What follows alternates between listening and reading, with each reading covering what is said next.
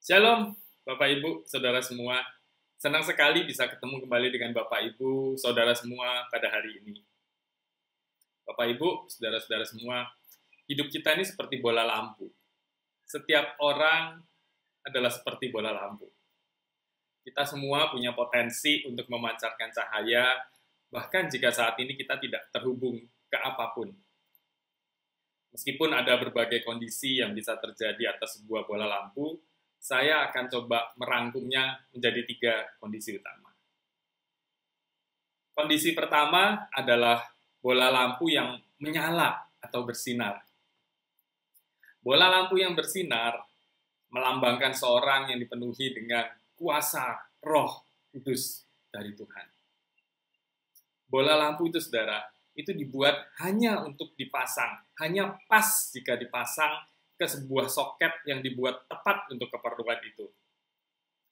Kita bisa mencoba menyalakan sebuah bola lampu dengan cara mencelupkannya ke dalam tanah, atau menjemurnya di udara terbuka, atau bahkan memasukkan dia ke dalam air.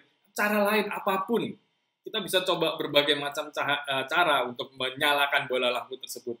Tapi hal itu tidak akan berhasil, saudara-saudara. Kenapa? Karena bola lampu itu tidak dirancang untuk dihubungkan dengan air, tanah, udara, dan sebagainya. Meskipun kita tahu bahwa tanah, udara, dan air itu bisa dipakai untuk menghasilkan listrik, tetapi bola lampu tidak akan pernah menyala, sekalipun kita paksa untuk menghubungkannya ke tanah, ke udara, atau ke air. Demikian juga dengan kita, saudara. Kita hanya dapat menemukan kekuatan sejati, sumber cahaya sejati, lewat kasih Kristus. Mencoba mendapatkan tenaga dengan cara menghubungkan diri ke dalam soket pekerjaan kita atau sekolah kita, atau dengan cara mencoba menjalin hubungan dengan teman-teman kita, atau kita melakukan apapun, hal-hal lain apapun, sekalipun hal-hal itu baik, tidak akan pernah membuat kita bisa menyala atau bersinar. Kita tidak akan dapat memenuhi tujuan sejati kita tanpa kita menemukan sumber kekuatan dari Tuhan. Yohanes 8 ayat 12 berbunyi demikian. Maka Yesus berkata pula kepada orang banyak, katanya, Akulah terang dunia, barang siapa mengikut aku, ia tidak akan berjalan dalam kegelapan, melainkan ia akan mempunyai terang hidup. Jika orang-orang terkesan dengan betapa terangnya sebuah bola lampu, bagaimana sebuah bola lampu yang ukurannya kecil itu dapat memancarkan sinar yang sedemikian terang, atau bahwa dengan sedikit cahaya itu bola lampu dapat menerangi ruang yang sangat besar. Mereka sebenarnya tidak terkesan dengan bola lampu itu sendiri. Mereka terkesan dengan cahaya yang ada di dalamnya, bukan bola lampunya. Manusia tidak dapat menciptakan cahaya mereka sendiri. Mereka hanya bisa merefleksikan atau memantulkan cahaya dari Tuhan.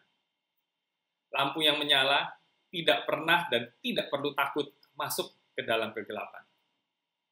Mereka dapat dengan percaya diri ditempatkan di ruangan yang paling gelap sekalipun.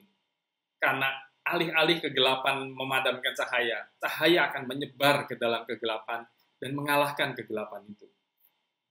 Sumber tenaganya kuat dan tidak ada kekuatan kegelapan yang bisa mengalahkannya. Dan dengan kekuatan tersebut, kita akan dapat menuntaskan tugas yang Tuhan percayakan bagi kita.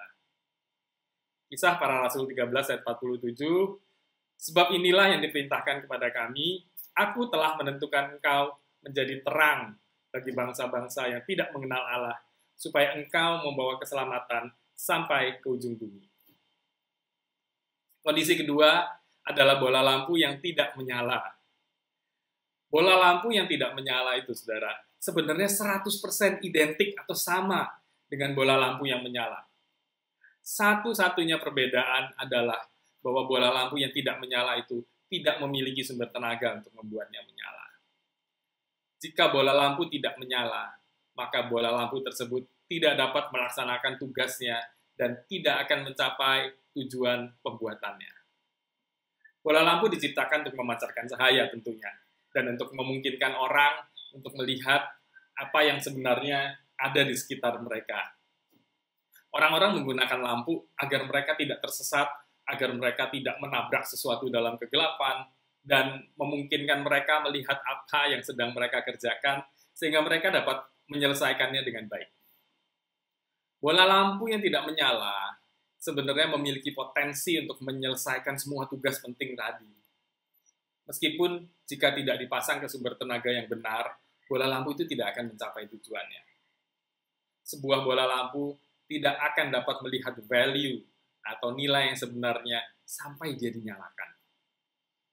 Untuk beralih dari kondisi tidak menyala ke kondisi menyala, kita harus menginvestasikan waktu kita untuk memasang atau menempatkan diri kita di dalam Kristus, saudara-saudara, dengan membaca firman-Nya, untuk berkomunikasi dengannya lewat doa-doa kita, untuk berdiam diri dan mendengar suaranya. Semakin kita mencoba menyisihkan waktu untuk mengenal Dia, semakin kita akan mengerti bahwa hal itu begitu penting dan akan mendatangkan keuntungan bagi kita. Kita dapat memulainya dengan sederhana, saudara. Misalnya, menggunakan 10 menit waktu kita untuk berdoa, alih-alih menonton 2 atau 3 video YouTube. Tentunya akan mendatangkan lebih banyak manfaat untuk hidup kita. Atau kita mengalokasikan waktu kita untuk berdoa, daripada mencari update berita di media sosial. Itu akan membawa lebih banyak sukacita buat kita. Atau berbicara dengan teman yang membutuhkan daripada bermain game, tentu akan jauh lebih bermanfaat bagi semua orang yang terlibat. Pada dasarnya, semua orang, semua manusia diciptakan oleh Tuhan, untuk Tuhan, dan dicintai oleh Tuhan. Dia ingin setiap anaknya menjalani hidup mereka dengan potensi sepenuhnya dan memenuhi tujuan hidup mereka. Dan tidak berkeliaran tanpa tujuan atau tersandung tanpa daya dalam kegelapan, saudara-saudara. Orang hanya akan dapat melihat hidup mereka dengan jelas, potensinya dengan jelas, jika mereka memiliki hubungan dengan Tuhan. Dengan cara itu mereka bisa menyadari, mengeluarkan semua potensi, kekuatan, dan tujuan yang mereka miliki. Matius 5 ayat 16, demikian hendaknya terangmu bercahaya di depan orang, supaya mereka melihat perbuatanmu yang baik dan memuliakan Bapamu yang di surga. Kondisi ketiga adalah bola lampu yang berkedip-kedip, tidak menyala maupun tidak mati.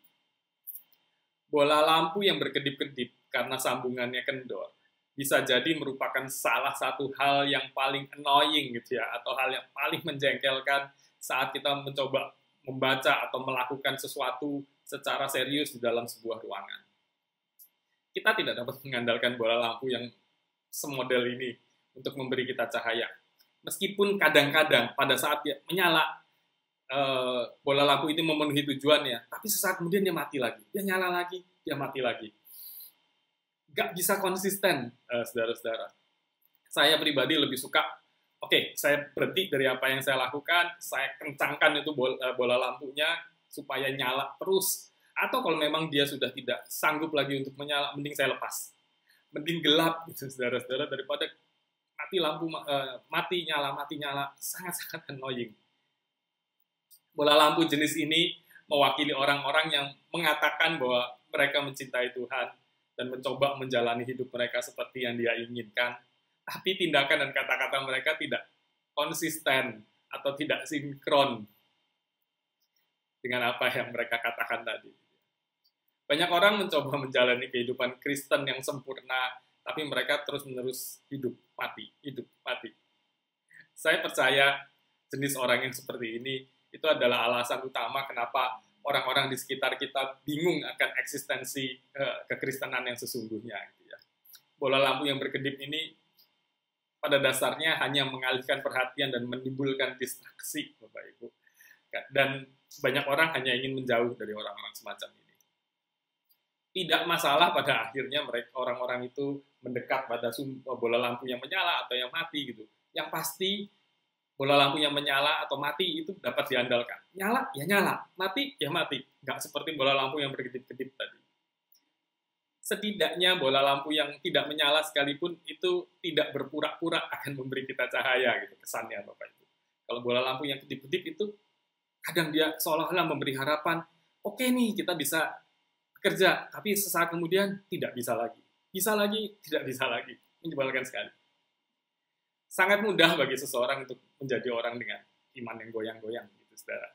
Ada banyak cara orang bisa menjadi bola lampu yang berkedip-kedip seperti tadi. Mungkin kekhawatiran kita, berbagai sumber stres yang ada di sekitar kita, atau pikiran kita yang mengembara kemana-mana, secara perlahan-lahan dan halus bisa menjauhkan kita dari Kristus. Kecuali kalau kita dengan sadar dan terus-menerus melihat kembali kepadanya untuk mendapatkan kekuatan dan dukungan dari Kristus. Cara untuk mendapatkan kembali cahaya yang stabil dan mengurangi kedipan tadi adalah dengan membiarkan semua kekhawatiran duniawi kita yang tidak penting, yang bersifat sementara itu mundur ke belakang. Dan mendedikasikan waktu dan usaha untuk mengamankan posisi kita, mengamankan hidup kita di satu-satunya sumber yang akan memberi tujuan hidup dan rasa berharga dalam hidup kita, yaitu Kristus. Tetap pertahankan dan lakukan yang terbaik yang dapat kita lakukan dalam hidup kita, dan tetap jalani hidup kita semaksimal mungkin. Dan jangan biarkan hal-hal yang baik, hal-hal yang bagus tadi menjadi berbahaya. Dengan cara apa? Dengan cara kita menjauhkan diri dari hal-hal yang terpenting dalam hidup kita, yaitu Tuhan kita, pencipta kita, dan satu-satunya sumber cahaya kita. Filipi 2 ayat 14-16 berbunyi demikian, lakukanlah segala sesuatu dengan tidak bersungut-sungut dan berbantah-bantahan, supaya kamu tiada beraib dan tiada bernoda sebagai anak-anak Allah yang tidak bercela di tengah-tengah angkatan yang bengkok hatinya dan yang sesat ini, sehingga kamu bercahaya di antara mereka seperti bintang-bintang di dunia, sambil berpegang pada firman kehidupan, agar aku dapat bermegah pada hari Kristus, bahwa aku tidak percuma berlomba dan tidak percuma bersusah-susah. Dan 1 Petrus 2 ayat 9, tetapi kamulah bangsa yang terpilih, imamat yang rajani, bangsa yang kudus, umat kepunyaan Allah sendiri, supaya kamu memberitakan perbuatan-perbuatan yang besar dari Dia, yang telah memanggil kamu keluar dari kegelapan kepada terangnya yang ajaib. Orang-orang yang tidak menyala tadi, saudara, akan melihat perbedaan pada mereka yang diterangi oleh hubungan dengan Kristus. Orang-orang di sekitar kita yang mungkin kondisinya masih tidak menyala itu akan tertarik pada cahaya yang kita pancarkan. Karena mereka ingin tahu kenapa seseorang yang mungkin secara fisik sama atau mirip dengan mereka, namun bisa memancarkan sesuatu yang tidak mereka miliki. Orang Kristen memiliki sumber daya, kemampuan, dan potensi yang sama saja mungkin dengan orang lain. Perbedaannya bukan pada diri kita. Perbedaannya adalah apa yang ada di dalam diri kita. Kasih Kristus dan pengetahuan bahwa kita dicintai tanpa syarat, dan bahwa hidup kita dengan hati-hati dan berharga dipahat oleh tangan Sang Pencipta alam semesta dan memiliki tujuan yang sangat penting di dunia. Hidup dengan cara seperti Kristus hidup akan membuat orang tertarik pada cahaya spektakuler yang ada di dalam diri kita. Dan demikian kita akan menyebarkan kasih-Nya dan mempengaruhi orang-orang, tidak peduli betapa gelapnya keadaan di sekitar mereka. Amin. Mari kita berdoa. Tuhan Allah Bapa kami surga, mengucap syukur kalau pada hari ini kembali kami diingatkan oleh firman-Mu, agar kami menjadi anak-anak-Mu yang memancarkan cahaya-Mu, memancarkan terang-Mu bagi lingkungan di sekitar kami. Ajar kami Tuhan melalui perbuatan, perkataan, tindakan kami, melalui semua yang kami lakukan, agar kami menjadi saksi-Mu, menjadi terang-Mu, menjalankan tujuan kami di dunia, untuk menjalankan amanat agung. Terima kasih Tuhan, tetap nyalakan cahaya-Mu di dalam kehidupan kami. Roh Kudus tetap bekerja dalam kehidupan kami. Terima kasih Bapa, dalam nama Tuhan Yesus Kristus, kami berdoa mengucap syukur. Haleluya. Amin. Amin. Tuhan Yesus memberkati. Salam sehat.